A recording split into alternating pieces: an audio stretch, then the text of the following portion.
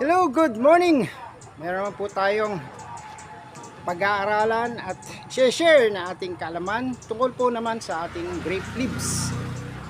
Okay, so sa unahin po natin, ang grape ay meron pong scientific name na Vitis vinifera. Unang-una po ay powerhouse po ang kanyang nutritional content. So amazing, ano? Ito pong mga dahon na to, hindi pinapansin sa ibang lugar.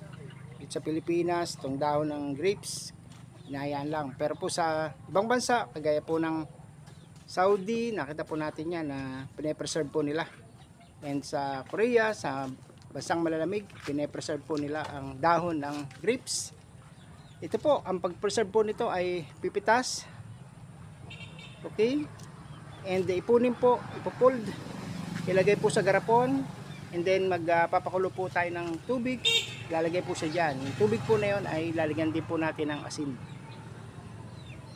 So susunod po natin video ay papakita natin kung paano po pag-preserve ng dahon ng grapes. So meron pong 4 way kung paano po mag-preserve nito. Hindi lang po yun sa pupunta sa preserve sa garapon. Pwede rin pong mag-preserve po sa freezer. Pwede rin pong hanging lang, and discuss po natin yan sa ating next video. Sa ngayon po ay atin pong aalamin na yung powerhouse niya na nutritional value. Alam nyo ba na ito po ay rich sa fiber. Okay, number 1 pa lang, fiber. And vitamin A, vitamin K, omega 3, fatty acid. At very low siya sa calories. Ito po, very low sa calories.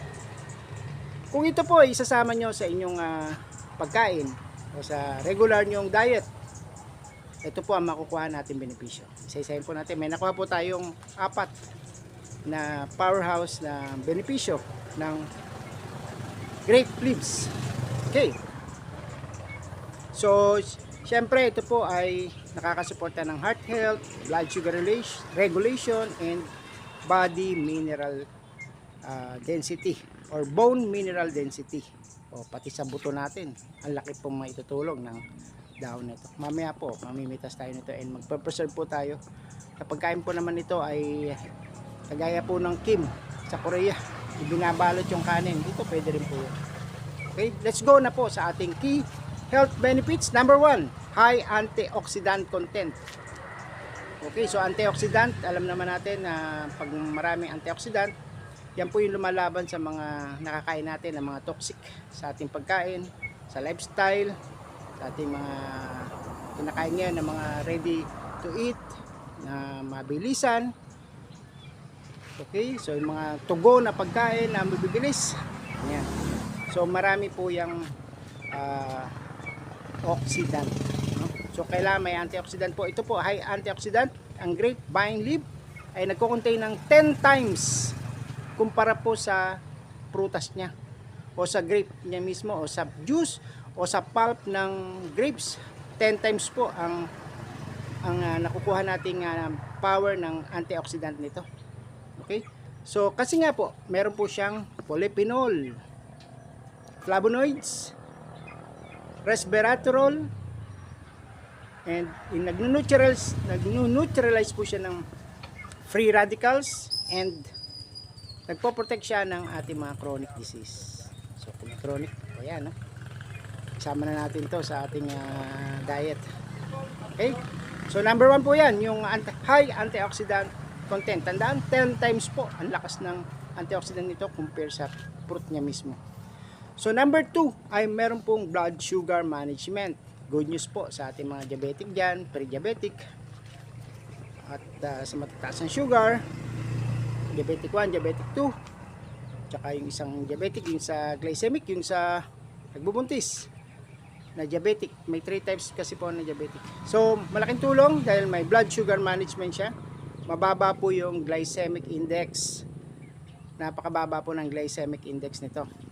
And kapag nag-extract po tayo ng grape leaves, nakakapagbababa siya ng blood sugar level.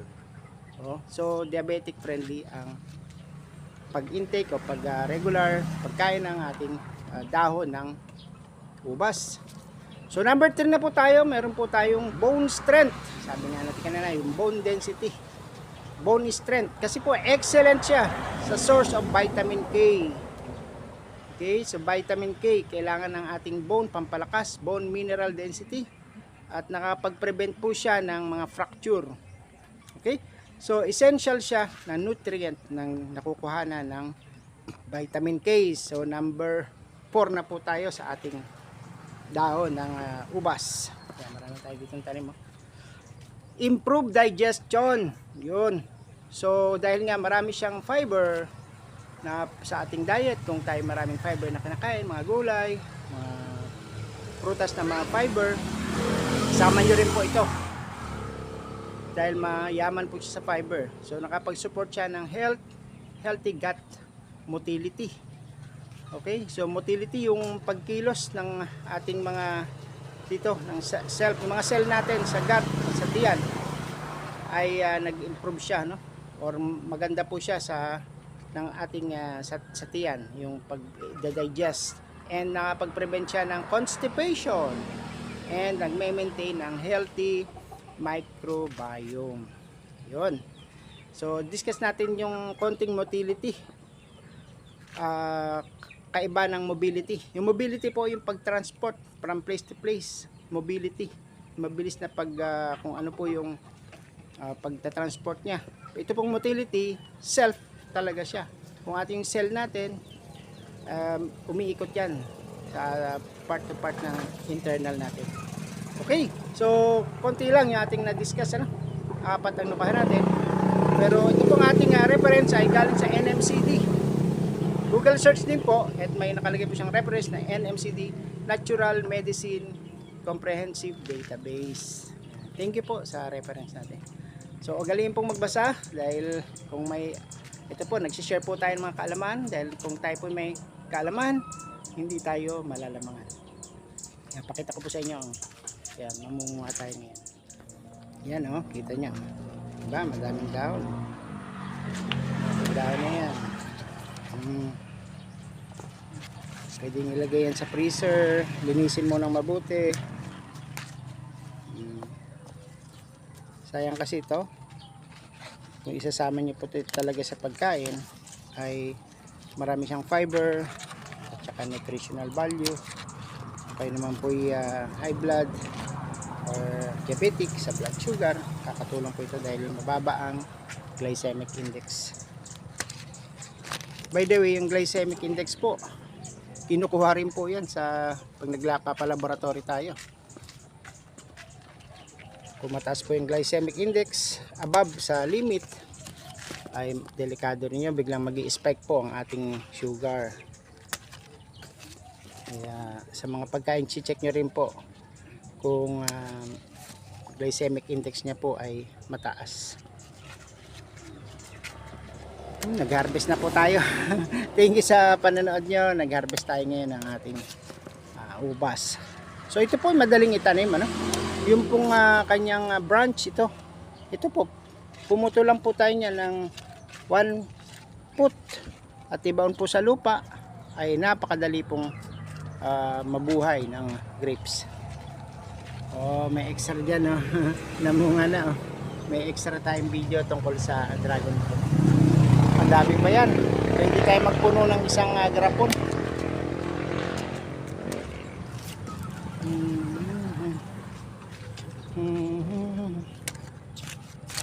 Noon po hindi ako naniniwala na may kumakain po nito, sinasama sa pagkain o pinambabalot ng kanin o pagkain.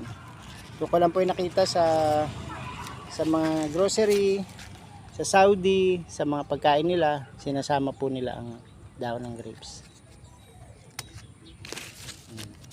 Okay, thank you for watching. Ganito na lang po.